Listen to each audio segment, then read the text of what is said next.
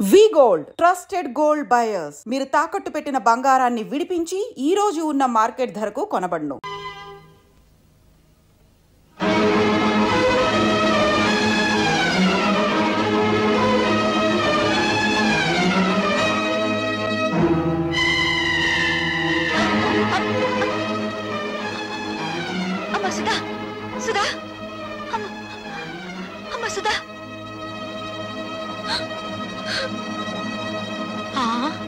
కళ్ళు తిరిగి పడిపోయిందంటే బహుశా నెల తప్పిందేమో.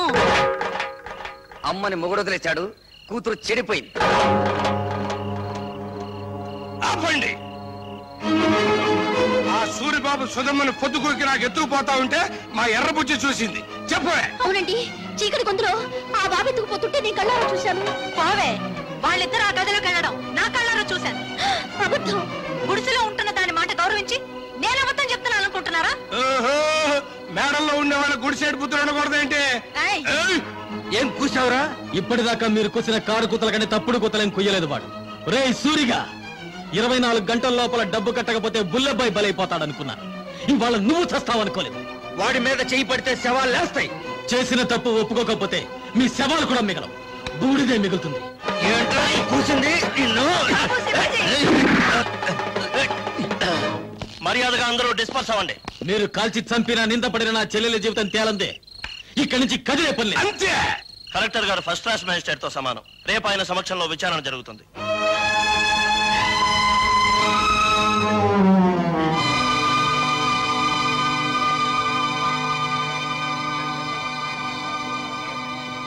సర్పంచ్ అలా కలెక్టర్ గారికి కేసు ఎవరించు? నాకు తెలుసు. నీ పేరేమిటమ్మా? కలెక్టర్ గారు ఈ ఊరికి కొత్తగా వచ్చారు. నీ పేరు తెలీదట? చెప్పమ్మా. ఆ పిల్ల మెంటల్ కండిషన్ ఎలా ఉందో తెలుసుకోవడానికి ప్రయత్నిస్తున్నాను. మధ్యలో మీరు మాట్లాడకూడదు. నోరు మూసుకోండని కూడా చెప్పొచ్చుగా, మీరు కలెక్టర్ కదా. చెప్పమ్మా, నీ ఇష్ట ప్రకారం వెళ్ళావా? అతను బలవంతంగా తీసుకెళ్ళాడా? నాకు అతనితో పెళ్లి చేయించండి. ఇది నా ప్రశ్నకు సమాధానం కాదు. ఇంకా అర్థం కాలేదండి? నాకు ఆ కుర్రోడితో పెళ్లి చేయండి అంటే ఇష్టపడి వెళ్ళాను, అంత ఫినిష్ అని చెప్పినట్టేగా. ఇదిగో కలెక్టర్ గారు, అందరూ కలిసి నా చెల్లెలి జీవితంతో చెలగాటమాడుతున్నారు. నా చెల్లెలికి న్యాయం జరగకుండా ఈ కర్ర దాటి వెళ్తే ఇక్కడ ఊరుండదు, వల్లకాడుంటుంది.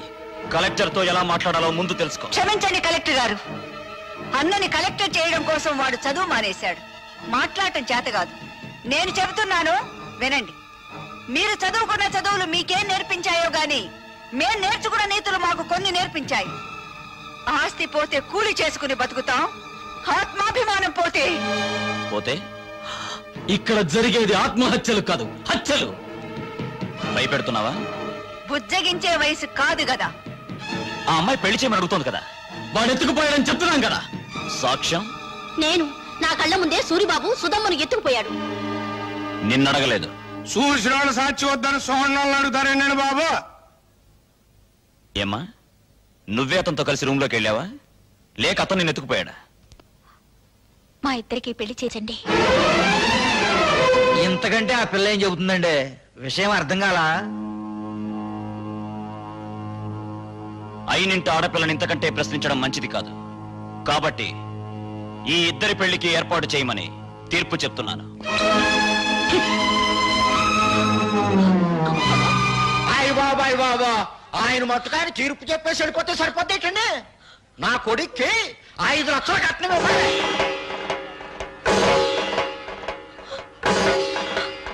పేపర్ పాపం వాళ్ళు ఎక్కడ ఇవ్వగలరా 5 లక్షలు కట్నం? అందరూ వాటాలు వేసుకుని పెళ్లి చేద్దాం. నా వాటా 10,000. లెసపలికి తల్లి, నా వాట 5,000. నాన్న నీ వాట? పందిరేసుకోవడానికి తాటాకులు ఇస్తాను. రండి బాబు రండి, అందరూ చందాలు ఇవ్వండి. ఈ చెడిపోయిన దానికి పెళ్లి చేద్దాం. నా సంత 30 రూపాయలు.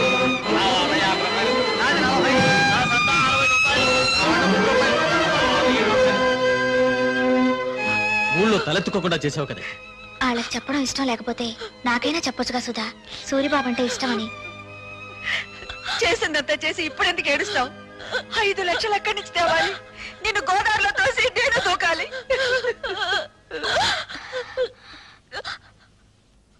ఎందుకు చేసావి పని? నేను చెడిపోలేదు.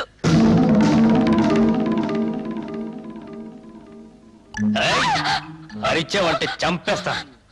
నువ్వు అక్కడే కూర్చో, నేను ఇక్కడే కూర్చుంటాను.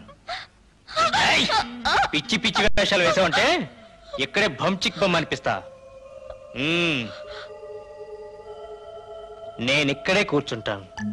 మీ అమ్మ, ఊరు జనం అంతా వచ్చిన తర్వాత గొడవ జరుగుతుంది కదా, నేనే వెళ్ళి తలుపు తీస్తాను. నాకు పెళ్లి చేయండి, నాకు పెళ్లి చేయండి అని ఎందుకు చెప్పావే? నేను చెడిపోలేదంటే మీరు నమ్ముతారమ్మా, కానీ ఊరు నమ్మదుగా. అందుకే చెడిపోయిందని కుటుంబంగా మన కుటుంబం ముద్ర పడకూడదని నేను ఆ దుర్మార్గుడిని. అత్తయ్య, సుధ చెప్పింది కరెక్ట్ అత్తయ్య. పెళ్లికి ఏర్పాట్లు చేయండి, మిగతా డబ్బు రేపు తీసుకొస్తాను. ఆ రోజు నా కొడుకు నిన్ను పెళ్లి చేసుకోబోతున్నందుకు బాధపడ్డాను. ఈ రోజు నువ్వు ఆ వెధవని పెళ్లి చేసుకున్నందుకు బాధపడుతున్నానమ్మా. పర్వాలేదత్తయ్య, పెళ్లికి రెడీ చేయండి. ఇంకా పెళ్ళేంటి? ఆ సూర్యగాని రచ్చబండ దగ్గరికి తీసుకొచ్చి పచ్చడి పచ్చడి చేసి ఈ నిజం చెప్పిస్తా. ఆగు బాబు, పుట్టలో పాములాగా కొంపలో నేనుండాను కదా. ఉపాయం ఏదో నా చెవిలో పారై అపాయం సంగతి నే చూసుకుంటా.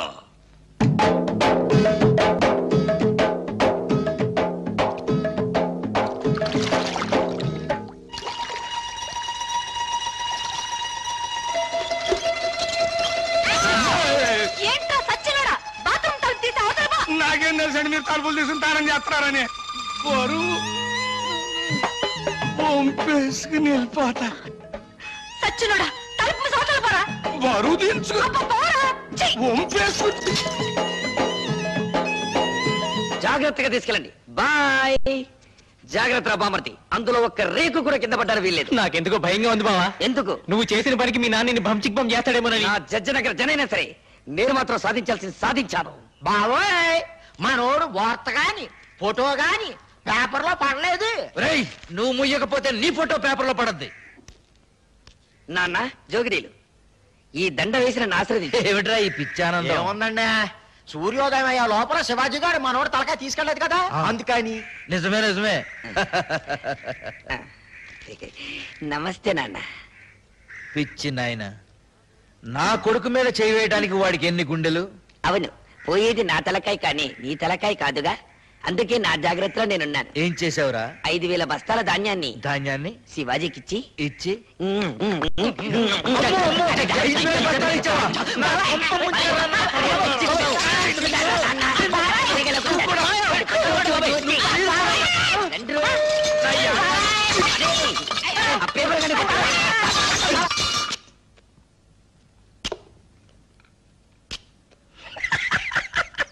ఏమిట్రా?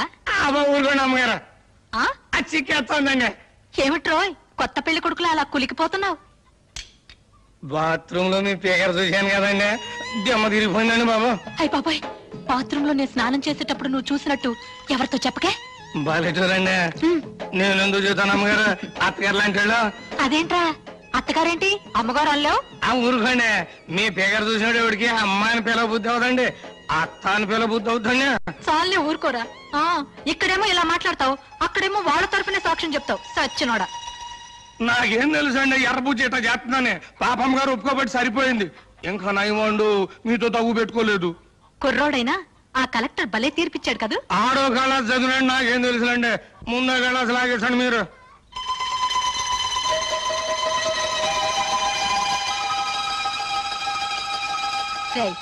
ఈ పూట ఇక్కడే భోంచేశాడు. మీరు అడిగినా వదులుకుంటాను ఏంటండి. పిచ్చ సన్నాసి. అబ్బా, కడుపులో తిప్పుతుందేంటి? ఏంట్రా కురుడి నీళ్ళ? బాగా చూడండి, మీ ముందే కదా లేక కొబ్బరికాయ కొట్టాను. సర్లే, వద్దంటే వెళ్ళలేదండి అమ్మగారు. చూడండి, మన భాగవతం మొత్తం పబ్లిక్ తెలిసిపోయింది. చీకటి పడితే ఎక్కేది మంచుల మీదను, నిందలేసేది ఎదుటోళ్ళ కుటుంబాల మీదను. చెడింది నా చెల్లి కాదురా, నీ తల్లి చెల్లి. రా దిగు. వీడి తల్లి చెల్లి రా, నీ బతుకు బంచికి బంచేస్తారా?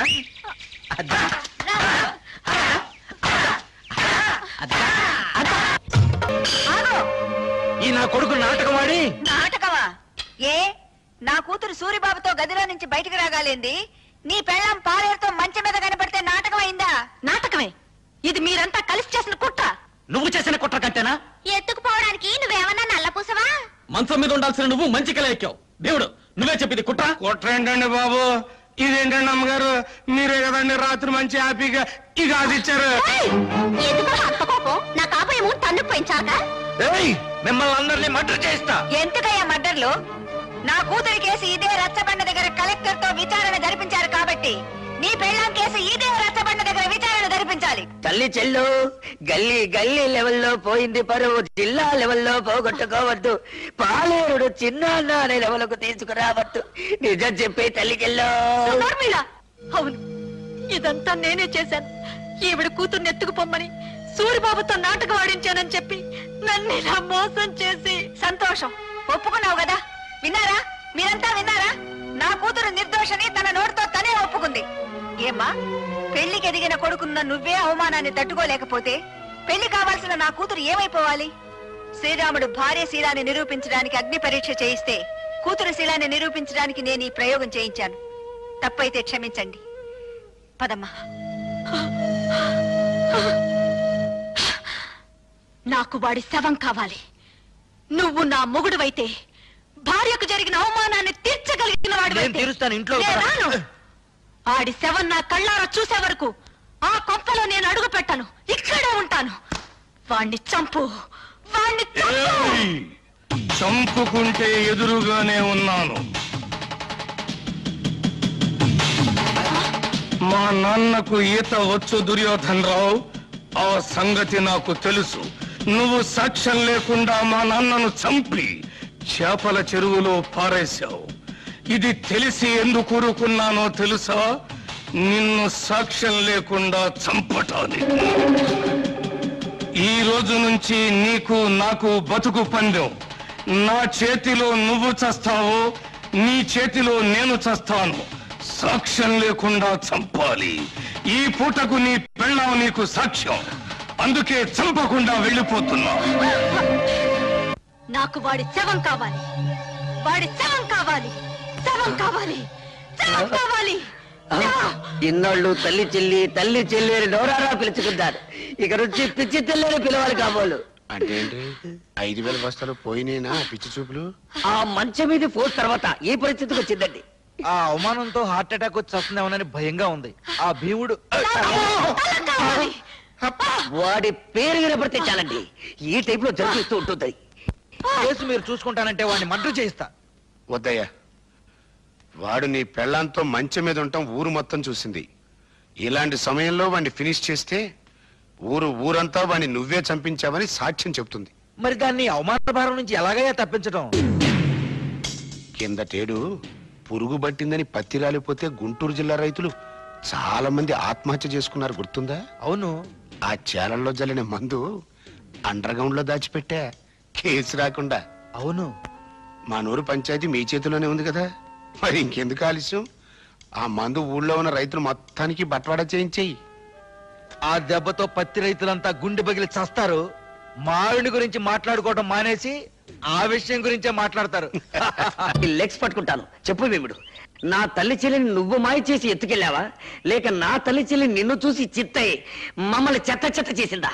చూడు బాబు, నిజం చెప్పకపోతే నాకు పాపం, నిజం చెబితే మీ కుటుంబానికి శాపం. పాపము శాపము ఇంకా అర్థం కావా? బావిలో పూడికి తీసినంత శుభ్రంగా చెబుతాను.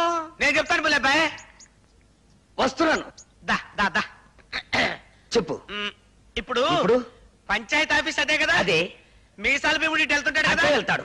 మీ అమ్మ అక్కడ కూర్చుని ఉంటది కదా? అక్కడే కూర్చుంటుంది. అయ్యి బాబాయ్, నేను చెప్పలేరు బాబాయ్. చెప్పరా. పంచాయతీ ఆఫీస్ అదే కదా? అదే. మీసాల భీముడి వెళ్తుంటాడు కదా? మీ అమ్మ అక్కడ కూర్చుని ఉంటది కదా? అక్కడే చెప్పలేరు బాబాయ్, నేను చెప్పలేరు. చెప్పరా.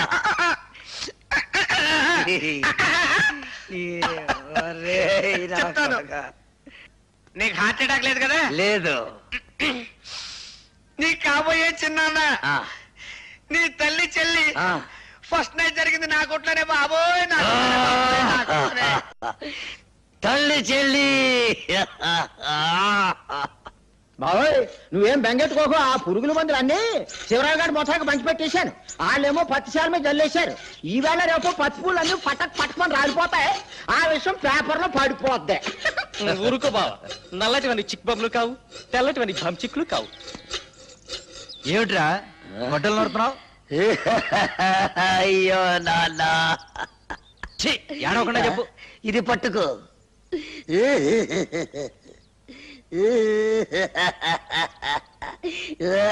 అయ్యో, ఏమిట్రా ఈ పిచ్చి వేషాలు? పిచ్చి వేషాలు కాదు నాన్న. పరశురాముడు ఏం చేశాడు? తల్లిని చంపాడు. ఎందులకు? ఆవిడ శీలం మంచిది కాదని. నేను కూడా తల్లి చెల్లిని. నీకేమైనా పిచ్చెక్కిందా? అయ్యో పిచ్చి తండ్రి, ఇప్పుడే జాకీ ఒక అశుభవార్త చెప్పాడు. ఏమని చెప్పాడు రా? ఆ నల్ల భీముడు నా తల్లి చెల్లిని జాకెట్ల కొట్లో పెట్టి ఈ అమ్మ కడుపు మాడ.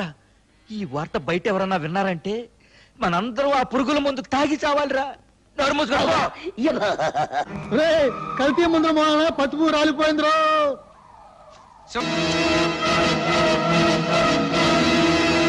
ఆర్తనాదాలా, హాహాకారాలా? చెప్పాను కదంటయ్యా టాకు మారిపోద్దని. ఏంటి ఎవరు? వాళ్ళతో పాటు చచ్చిపోయింది ఎవరయ్యా? నీ తమ్ముడు.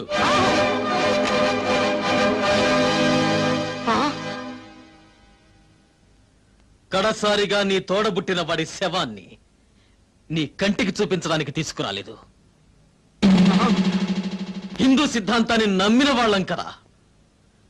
అన్నవి నువ్వు బ్రతుకుండగా ఆయనకి తలకొరివి నేను పెట్టకూడదు.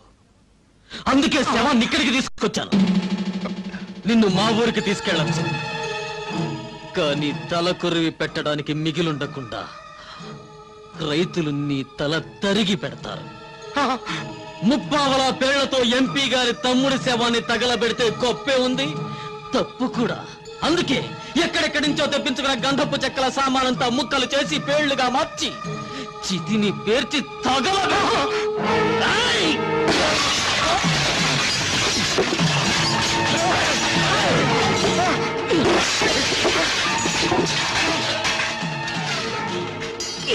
హలో, కింద నేనెత్తే పైన పెట్టేబే. పైన వీర శివాజీ దెబ్బ, కింద నల్ల భీముడి దెబ్బ. ఏది బాగుంటుందో నువ్వే తేల్చుకోరా నీ అబ్బా.